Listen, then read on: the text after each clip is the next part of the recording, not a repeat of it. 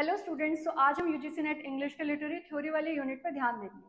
So what is literary theory? As you guys already know, literary theory is the scientific study of the work. जैसे आप उनके में structure क्या था किसी वर्क का, या लैंग्वेज कौन सी यूज हुई है, उससे आप क्या इंटरप्रेट कर पा रहे हो। It's all about that. So literary theories बहुत तरीके की हम पढ़ेंगे। अगर आप थ्रू आउट द यूनिट देखें तो बहुत तरीके की थ्योरीज थी, but for now we gonna focus on Russian formalism. अब रशियन फॉर्मलिज्म के बारे में देखते हैं। Russian formalism is a school of literary theory and analysis that emerged in Russia in the 1910s। कब emerge हुई थी? वो 1910s में हुई थी। It emphasized the formal aspects of literature। अब उन्होंने क्या बोला भाई, as the name suggests formalism।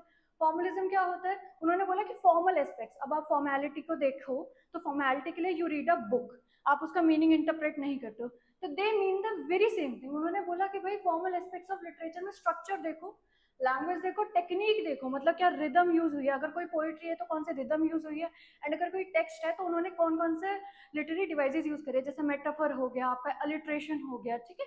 Then next comes, अब इनमें दो मेजर ग्रुप थे, विच वाज ओपोजैज। ओपोजैज अगर आप इसकी फुल फॉर्म देखेंगे कहीं भी तो it was a Russian name, and उसका इंग्लिश ट्रांसलेशन क्या है? Society for the study of poetic language. और पोएटिक लैंग्वेज भी आपने बहुत सारी देखी है, जैसे पोएटिक लैंग्वेज में आपने रेटरिक लैंग्वेज देखी है, ठीक है, कुछ कुछ मीटर्स होते हैं, रिदम होता है, तो उसकी स्टडी को हम क्या बोलेंगे? ओपोजैज, ठीक है। Next comes Moscow linguistic guide. अब इसमें क्या था? As a name suggest linguistic. Linguistic क्या होती है? Scientific study of language.